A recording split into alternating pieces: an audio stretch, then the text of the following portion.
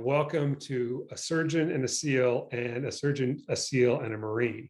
For today, we're going to be talking about a couple things. There's typically no serious preparation for this. The idea for today's discussion is based on the concept of searching for opportunities to demonstrate calm. Well, maybe I'll start with saying my name is Allan Mishra. I'm an orthopedic surgeon and sports medicine specialist, but I'm also a vitality explorer. I teach a class at Stanford on how to enhance your vitality. And I'm very delighted to introduce my two friends, and I'll let them give a little bit of their background. Bill Vivian and Tom Chaby. Why don't we start with you, Bill, today, and give us a little bit of your background, and then Tom do the same, and then we'll jump into the topic for the day. Yeah, sure. Great to be with you today, Alan.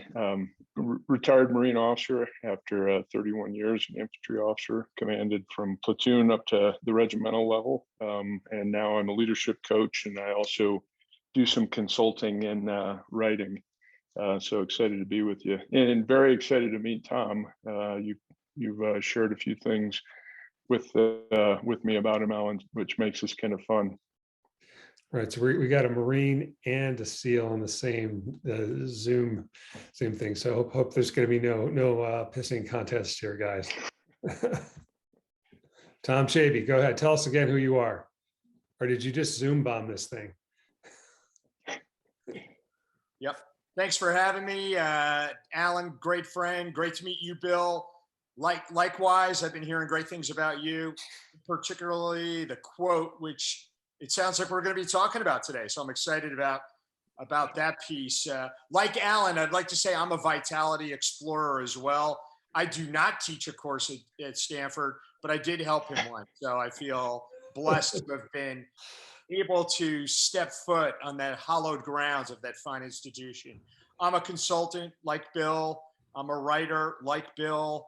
And ultimately, I'm about two things: performance optimization and team effectiveness. I'm addicted, I'm obsessed with looking for new solutions, new concepts, new approaches to help people improve. That's it. And I'm looking forward to today's conversation. And the questions, Alan, they're always interesting and thought-provoking. So let's get after it. So, Bill, this is a treat to have you with us. Tom and I have done 2 or 3 of these. I think actually this is our 4th, where we try to throw out a topic not too far in advance and then just discuss it. And so when he and I were speaking on the phone a week or so ago, maybe a couple of weeks ago, we just really thought your idea, your concept of how to demonstrate calm or seek opportunities to demonstrate calm, especially in the context of a storm or a difficult situation, is very powerful. And I'm wondering if you can, maybe retell the story you originally told me about that. And then I know you guys are both elite officers defending our country, and we thank you for your service, but can you also help the rest of us who maybe don't have as much training as you or much experience? Because I think that concept goes way beyond the battlefield. Certainly. So for me, it started in when I was a lieutenant at the basic school, second lieutenant. All Marine officers go through this. It's a 6-month training course at Quantico. And we were assigned to march in the retirement parade for Colonel John Ripley, who won the Navy Cross in Vietnam in 1972 during the Easter Offensive. And a buddy of mine who was a lieutenant with me, he said, "Hey, my dad and some of his buddies are going to be meeting at the Officers Club today. Would you like to go and hear some stories?" And I said, "Sure." So it turns out that my buddy, his dad was a colonel, Marine colonel on active duty at the time. He had been an advisor in Vietnam in 1972 as a Marine captain with all these famous, names in the Marine Corps. So we were there hearing these stories from these guys. The officer who presided at the parade that day was Lieutenant General Walt Boomer, who had been the senior Marine in Desert Storm and was now commanding at Quantico. And he walked in a little bit later, and the guy I was talking to stopped in his tracks and said, "Hey, we were all Marine captains in Vietnam at that time, and the Easter offensive, everything was going crazy. Lieutenant General Boomer was a major at the time, so one rank higher than these captains. And he said that no matter what happened, no matter how crazy it got, whenever we would talk to him on the radio, it sounded like he had just gotten up from a nap. He was that calm. There, people could be overrunning our position. And that calm, sense of calm that he imparted, gave us all confidence and helped us get through that very difficult situation. And so, at that point, as a very young officer, that was, foundational for me. I said to myself, I want to be that guy. And so throughout the course of my career, I practiced very hard trying to stay calm in difficult situations. And so that's where the story originated and how it came across to me. And then you also explained to me one time about how you were deployed, I believe, in Iraq, and then you had an opportunity to demonstrate calm. Do you mind recalling that event? Or maybe there's many times you had to do that. Yeah, there's a few times, and I'm sure Tom's got a few as well. I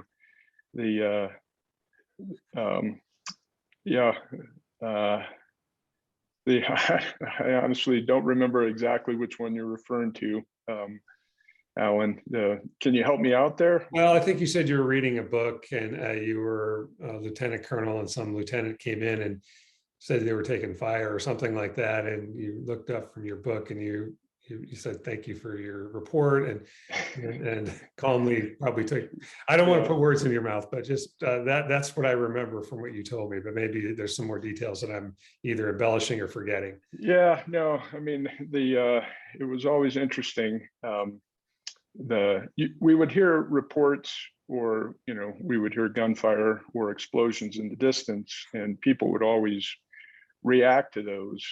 But once you become accustomed to them or have some experience with them, that other people are going to look to you when you're in a leadership position to see how you're going to react. And so it almost became a game for me, because I could anticipate that was going to happen.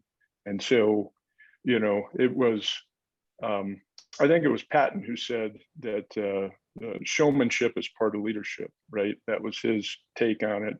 And so from that, I took that, I would grab a book or look like I was reading a report or, fiddling with the radio or whatever, when one of those dramatic events would happen, because I know the younger Marines would look at me and then they could tell me what was going on. I could just look at them and say, yeah, thanks. Yep. Yeah, I heard that too. Now, why don't you go check it out, make sure everything's okay. And I'm going to go back to doing what I'm doing, because I'm not going to let something dramatic distract me from my purpose. So,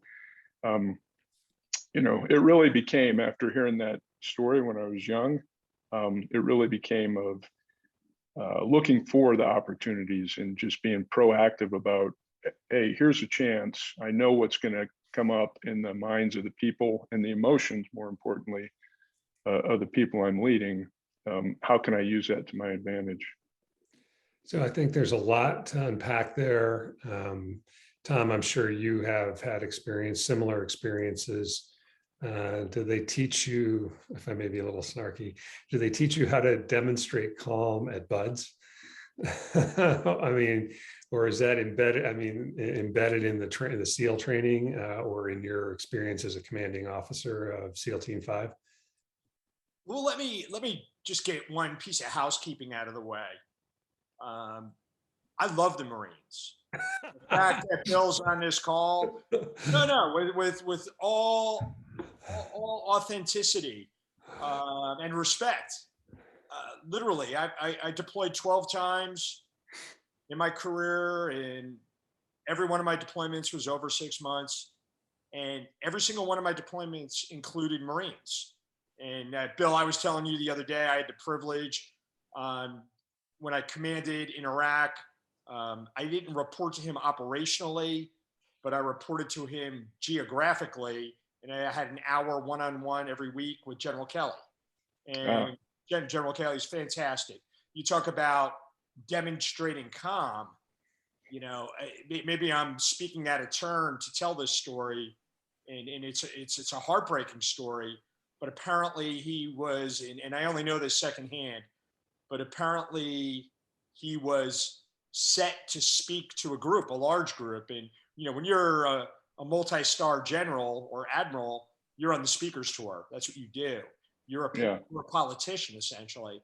And he was set to speak, and he found out earlier that day that his son, who was also a Marine, died in an IED attack. And his son died a hero. I didn't know his son, but I hear he was a superstar Marine.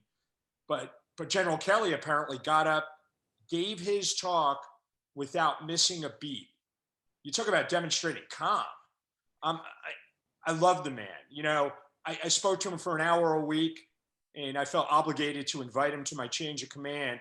He was at Camp Pendleton. I'm down in Coronado, California. Solid hour plus drive through traffic. And I get out on the stage to give my final remarks, and there's General Kelly sitting next to my wife.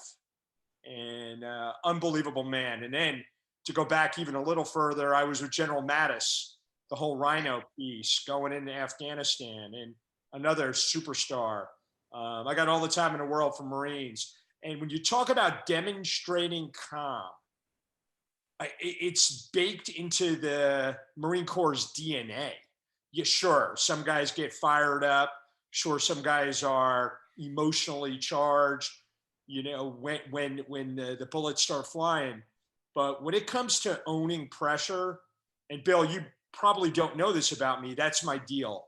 I have a course I just built, How to Own Pressure 101, 12 module video course with a book with 12 chapters to accompany it. And I feel the hallmark of performance optimization comes from people that can own pressure. And demonstrating calm under pressure, that's what it's all about. And it's not all about, I like the showmanship being part of leadership quote that Patton apparently said, that you quoted him earlier. I prefer it to be the real deal.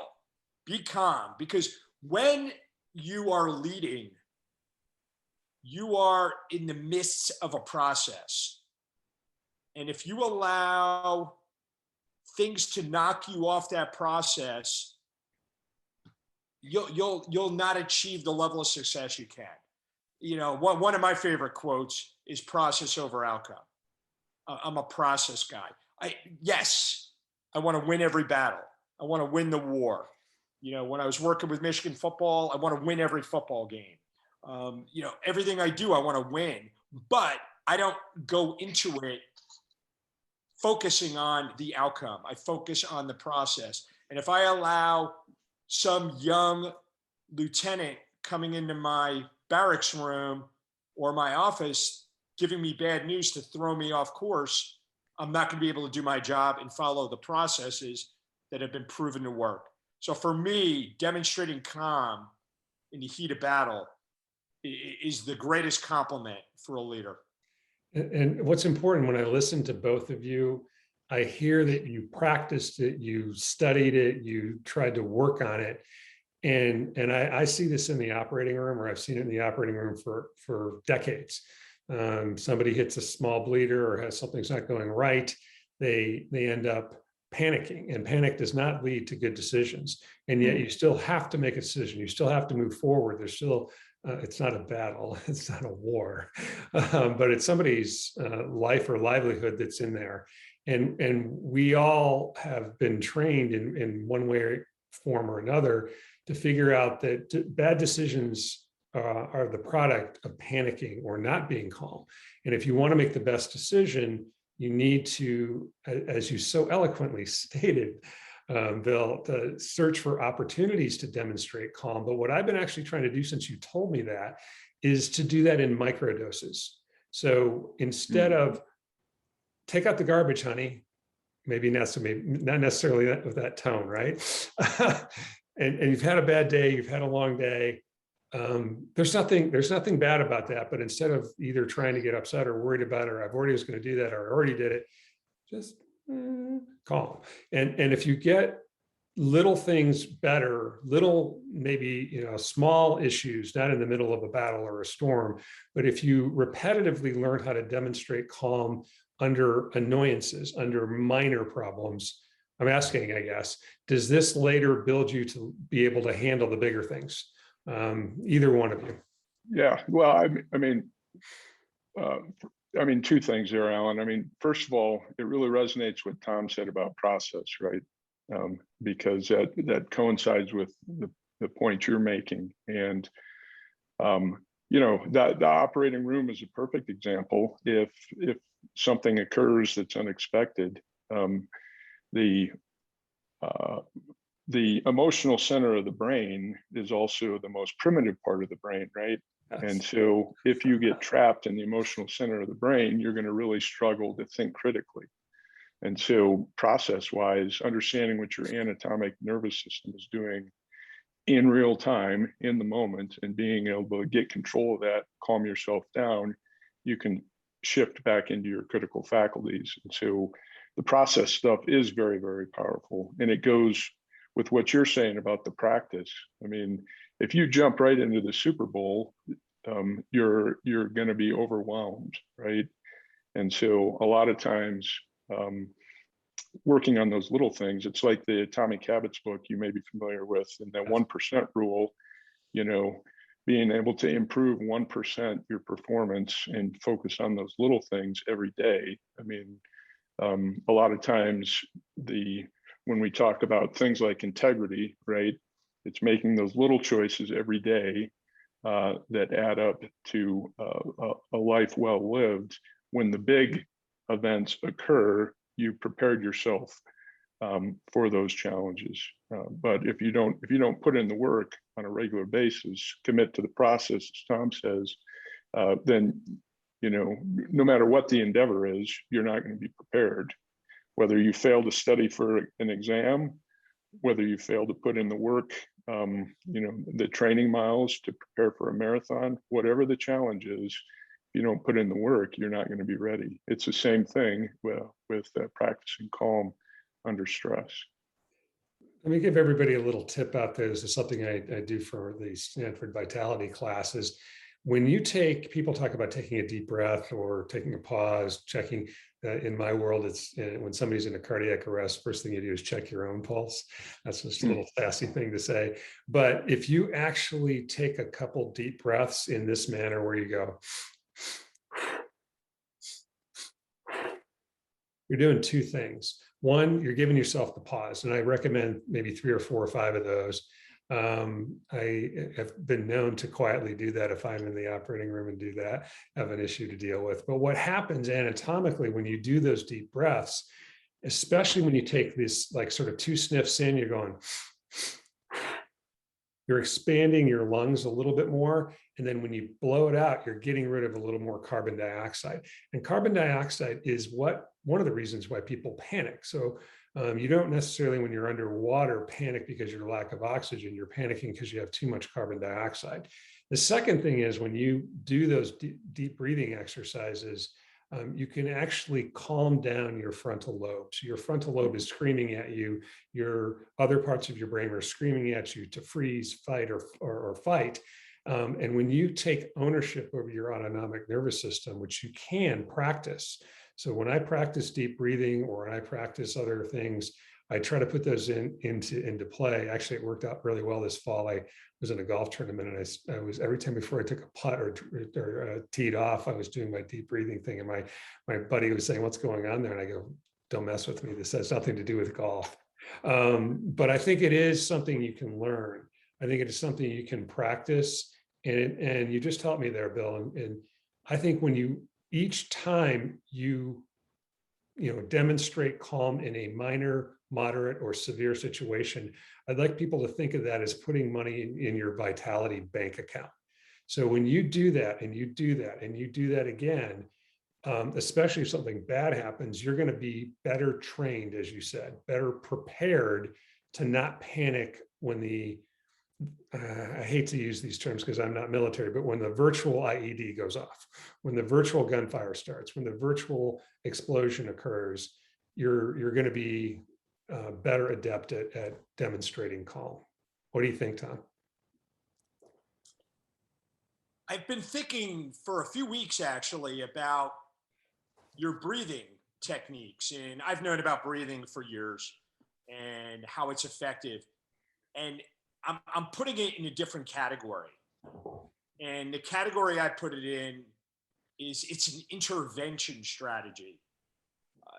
It's not a preventative strategy. So in my course, How to Own Pressure 101, focusing on the process versus the outcome is a preventative strategy. Because when you focus on an outcome, the second that outcome is in jeopardy of not happening, you can slip into the freeze, fight, or flight response that you just referenced a second ago.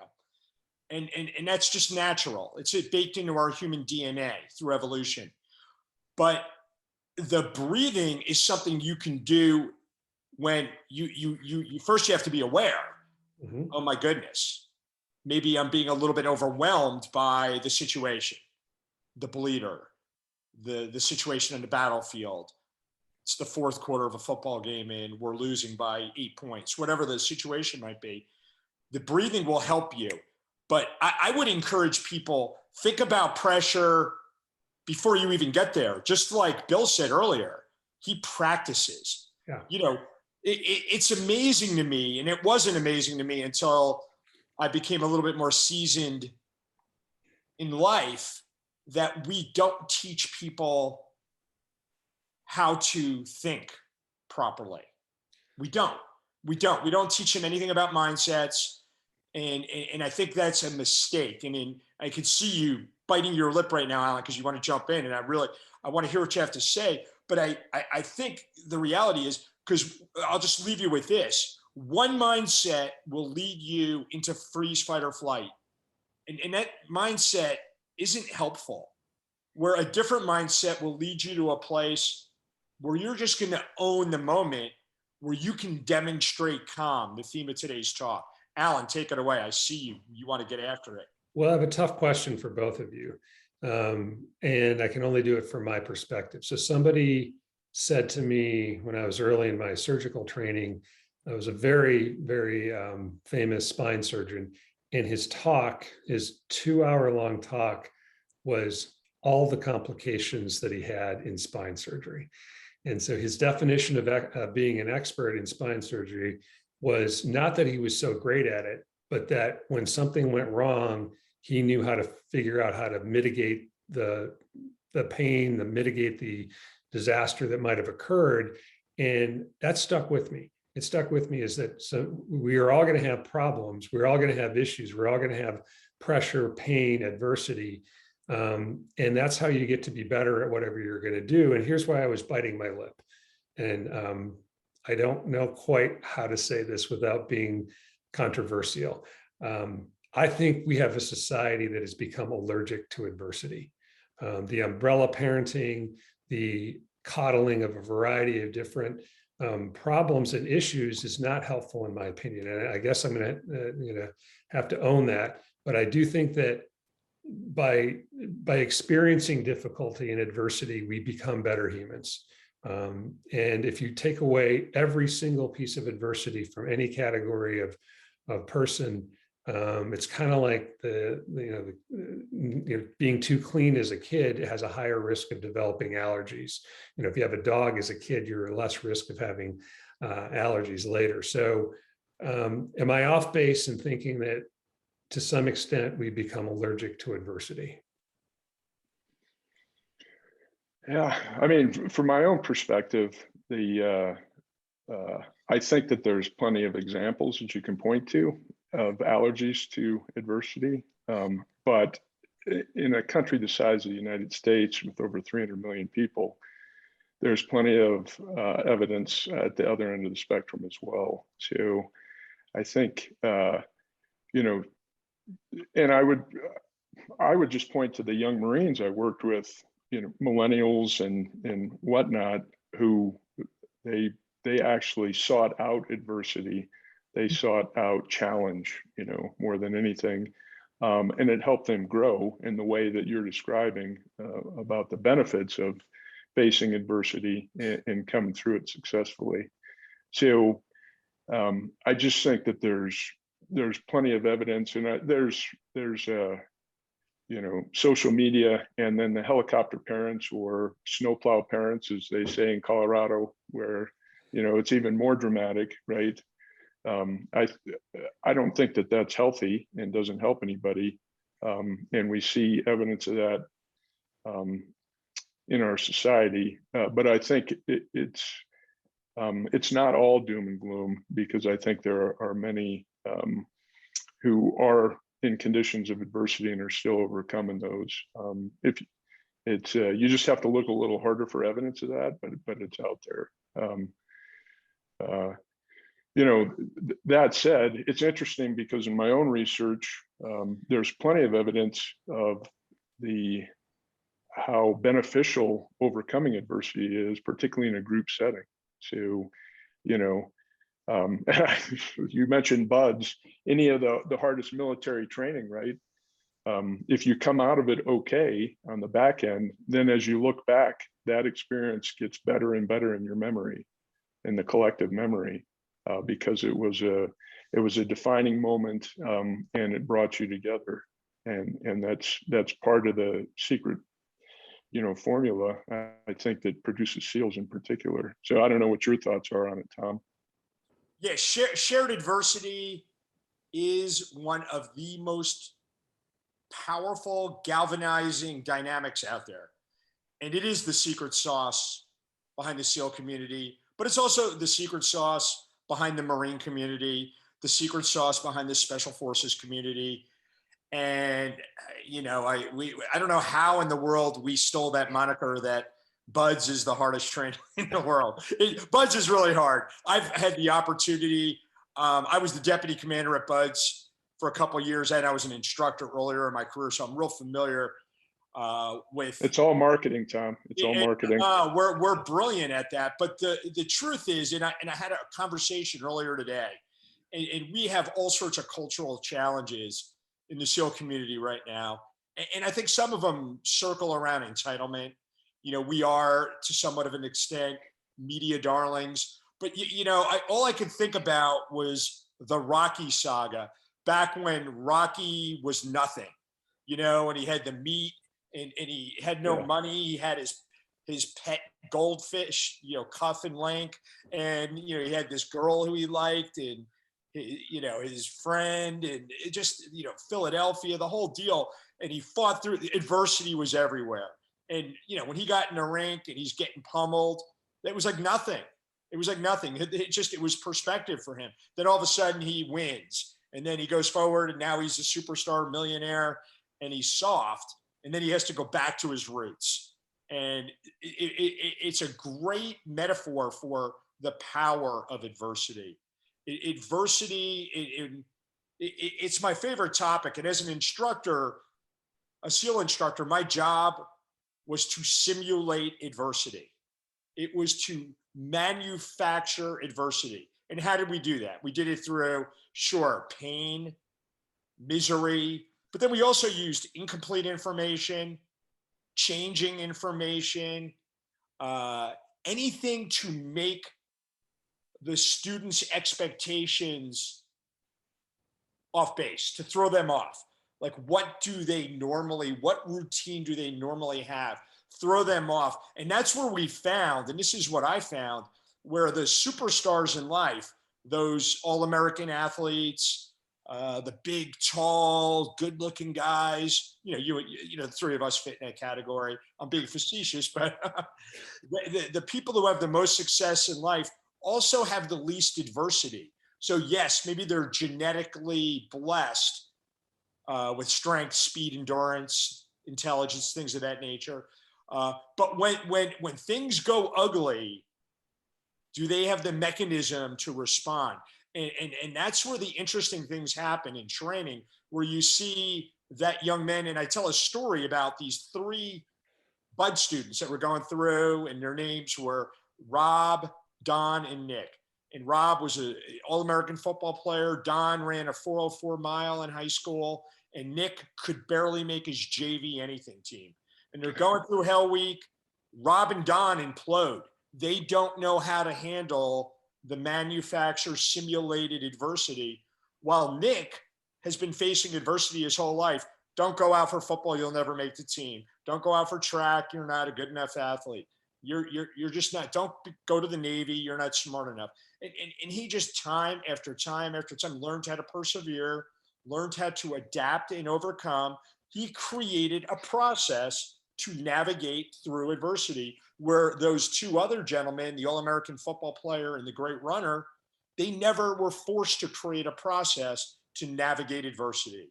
So, you know, life is funny how things even out when you look at situations and opportunities and expectations. And I'm loving this topic, Allan. I'm loving it. I'm going to throw both of you guys a little bit of a curveball, because I mean, this is incredible. I feel so blessed to know both of you.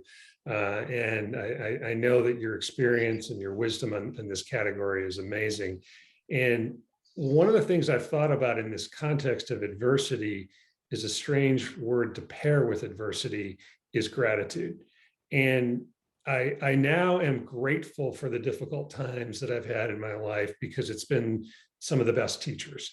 But how do any of us be grateful for adversity or for pain or for even pressure? Pain and pressure are difficult. We don't like them. How is it possible? I mean, I have some thoughts, but maybe Billy, I'll start with you. How do you be thankful for pain, pressure, adversity, or difficult times, especially during those times? That's what I mean, I see in retrospect, buds or Marine training, or, you know, being deployed, or my surgical training, which was 100 hours a week for 6 years. I kind of look back at that and, oh, that's awesome. I survived that. I can tolerate that, but I wasn't thankful at the time. That's for sure. Yeah. Well, it's always hardest in the moment, right? To be grateful for the pain, right? So that's a challenge. I'm just going to ask Tom about visualization and how important that is in his work. So I'm eager to hear that. But from my own perspective, you know, it's actually a proactive step you can take, is to look ahead and say, hey, I need to grow. I'm stagnating. What challenge can I seek? Whether that's physical, mental, emotional, spiritual, academic, you know, what challenge can I seek even though I don't feel ready for it? I know it's going to challenge me, but seek that out and try to go through it and be mindful of the experience as I'm in it at the moment.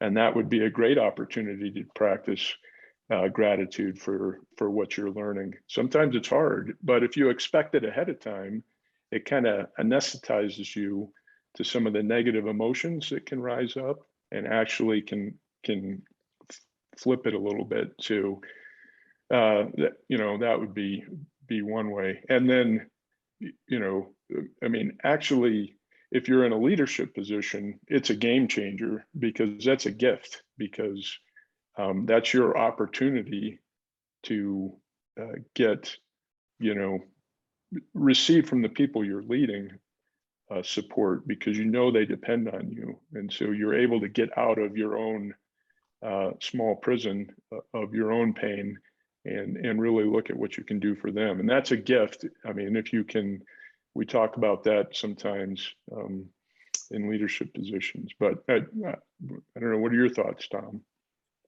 You know, the visualization piece that you asked about initially is powerful. It is powerful.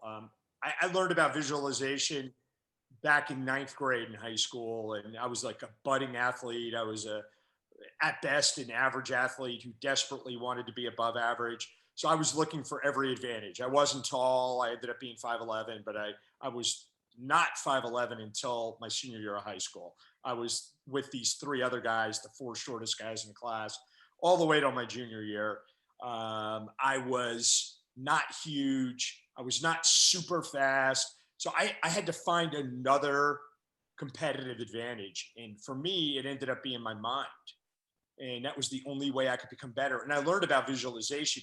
And the beauty about visualization is you can do reps. You talked about practice. You can do reps of how you would respond to adversity. Do it and then back up. Have you ever heard of a book called The Defense at Duffer's Drift? Oh yeah. Yeah, it's Yeah. like one of the greatest leadership books ever. And it goes through the scenario, then they back up and they do it again, then it back, and it's phenomenal. I remember reading that book going, this is great. And it's the same with anything. It's the same with anything. But back to Allan's point, gratitude and adversity and coupling the two. Two quotes immediately flew into my head. I mean, like the SEAL quote is, embrace the suck. We say that all the time. And, I don't think we made it up, but it's a quote we say. You probably said it, Bill, with your regiment and your teams. And embrace the suck is all that quote is about is get a mindset where when it sucks, it doesn't really have to suck. Have fun with it. Have fun with it. And do you know who Maria Sharapova is? I might. She's a tall Russian tennis player, and she, her dream throughout her young tennis career was to qualify and win Wimbledon, and she qualified for the finals, and she got a text message from Billie Jean King, and Billie Jean King told Maria Sharapova, "Pressure is a privilege." Pressure is a privilege. Now, when you look at it that way, it's like, wow. Because if you're in that, like Michigan's going to go play Georgia in a few weeks in a big bowl game, the Orange Bowl, I think it is, in Miami. I mean, like, where would you rather be, there or playing, in some other bowl game that nobody ever heard of? They're playing in one of the marquee bowl games, one of the marquee games. It's a privilege to be there. So own it. Embrace it. And mindset is everything, because your mindset ultimately becomes the messages that go back to your brain that create and trigger all the chemicals that run through your body. So one mindset is going to set you up for failure. Where if you're in the same exact circumstances, the same potential, the same capabilities, a different mindset is going to set you up for success. Does it guarantee success? Absolutely not. But I'd rather set myself up for success than contribute to failure. So mindset's everything. Being grateful for adversity is a great approach. I love adversity. And I'll tell you, not to hijack the call for this long, but I want to tell you a story. I'm in Colombia, South America. It's September 11th, 2001, and I'm working counter-drug operations, and I'm in what is called a skiff. And we don't have our phones. There's no television. We're processing intelligence, blah, blah, blah. And I'm literally working with Marines, Bill. It's Chaby and like 7 U.S. Marines. We're advising the Colombians and is the riverine arm of the counter-drug plan. And I'm down there. And then all of a sudden, Admiral Moreno from the Colombian Marines walks in and he puts his hand out to me and he goes, then I was a Lieutenant Commander Chaby from a grateful nation. We mourn with you today. That's how I found out about 9/11. We went out of the skiff, we turned the TV on, watched the second plane go in. A couple days later, I fly into LaGuardia from Bogota and then flew down to Virginia Beach. And I would soon thereafter go with General Mattis to Afghanistan. And, we're flying down the Hudson River. And I grew up on the New Jersey side of the river. And the pilot was a Navy pilot. And there was a couple other guys who had to get assembled to get overseas rapidly. We're going down the Hudson River. They banked a little bit to the left so we could look at the burning remains, the smoking remains of the World Trade Towers that I looked at every day as a kid across the river. And literally, this isn't me trying to portray myself as anything other than what I really am. I thought in that moment, I knew my life would change, but I saw opportunity. I'm like, game on. I'm going to get to do what I've trained to do. I was pissed that 3,000 Americans died. I was pissed at all the other ramifications, secondary and tertiary impacts of 9/11. But I was also going to embrace this enormous opportunity for me to become relevant in the work I chose to do. Wow. What a powerful story. I'd like to kind of summarize a few of the things that I learned today. One of them that you both taught me is the idea of surviving a collective challenging time. And I think for people who are still watching towards the end of this or listening, we've all been in a difficult time with COVID over the last 2 years now almost. Or each one of us has been with other people during difficult times, and surviving that is something we should be grateful for, and learning how to learn from that. The second one is trying to understand that pressure is an opportunity, or pressures something that we should be grateful for because it isn't given to everybody. The final thing I would challenge or ask each one of you, if you've thought about this, there's a lot of data out there on gratitude being meaningful for your vitality, which is obviously something I'm interested in. And when I studied the science behind gratitude, it's kind of interesting. Writing down what you're grateful for, whatever that may be, God, country, family, friends, whatever material wealth you have, that doesn't do it. What's actually interesting is gratitude that comes to you from somebody else is what really changes your sense of vitality. And when you turn this around as a leader, and especially when a leader says to somebody that is on their team something that they are truly and authentically grateful for, that is the most powerful form of gratitude. Now, the leader could be a dad, it could be a mom, it could be a captain, a lieutenant, a colonel. But I'm wondering what you guys as leaders have done or considered in terms of trying to be grateful for the people who are supporting you and the mission that you're doing, or any ideas about the idea of gratitude towards others and trying to be grateful in a specific and authentic way. So it doesn't work, by the way, if I just say, Bill, you're awesome. It has to be, I remember Bill Vivian in the Sigma Nu house in 1983 or 4 or whatever it was. I'm too old to remember the exact date, as being one of the guys that I loved spending time with. And we had some great times together. Or as I said earlier, I didn't think it was possible to make a really solid, good / amazing friend after 50. And Tom Chaby has become that friend. So for those of you who want to have friends after 50 that you've never met before, I'm not 50 yet, maybe we'll look around, but it is possible. Anyway, back to the idea of being grateful as a leader to the people on your team and being specific and authentic. What do you guys think of that?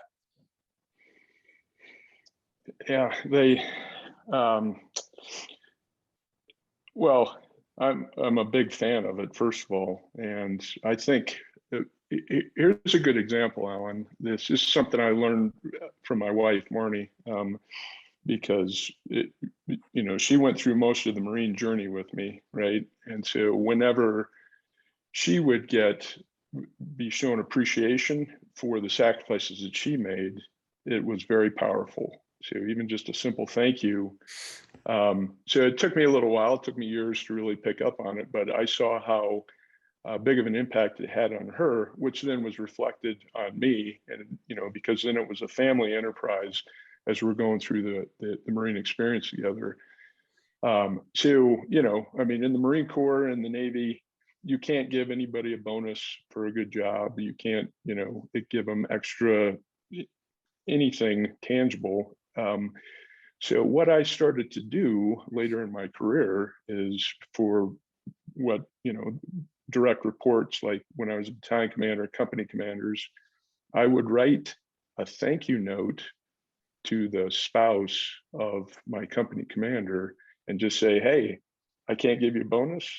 I know how hard, in this case, your husband works. I know he's away from home all the time. And I know that you are bearing the load at home and taking care of things so he can stay focused and take care of 175 Marines or whatever the case may be.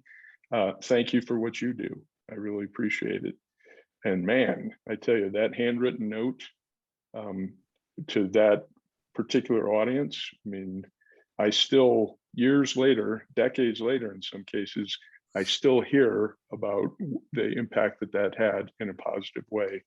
So you've hit on a huge thing here, I think, just taking the time to say thank you and mean it, and I would mail the letter to their home so it would be delivered to that person, and then wait with bated breath to see if it arrived what the impact was. But that's a great example that I think coincides with that very, very well. Excellent, excellent. Tom, any final thoughts on that concept? Yeah, no, gratitude. I'm gonna present it from both sides of the coin. And the first one was, Allan knows I worked with Michigan the last couple of years, and Thanks for that, by the way. It paid off. yeah, well, it was, just what a privilege and a joy. And I think Coach Harbaugh is one of the most misunderstood leaders out there. He's a fantastic guy. And here's an example of, I wasn't up there the season before COVID. I spent 80 days up in Ann Arbor or with the team at an away game, Penn State, for example. And one day, just out of the blue, like he would call me, and he usually would have a reason to call me. Something was going on. He wanted to know about a player, and I was interacting with the players. And he goes, Chapes, and that's what he would call me. Chapes, I'm glad I caught you. We just got done with practice, had a good one today. Hey, and he did this thing after practice every day called wise words. Wise words. And you never knew when he would pick you. Like every time I was with the team, I'm like, I better have something good to say. And you couldn't just say like 10 seconds. It had to be like for 3 or 4 minutes. You had to talk to the entire team right after practice, all on their knees, centered around Coach Harbaugh.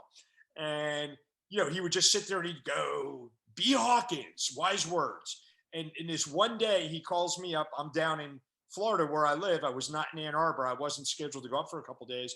He goes, James, glad I caught you. Aiden Hutchinson, who is rocking this season. He goes, Aiden Hutchinson had wise words today, and he gave you a shout out saying what a great job you're doing with the team and how he really appreciated your leadership and all the training you're helping the team with. And I'll tell you what, I would have done anything for Coach Harbaugh for like a month after that. Literally, I would have worked for free. I would have walked on my hands and knees up to Ann Arbor to help the team. It made my day.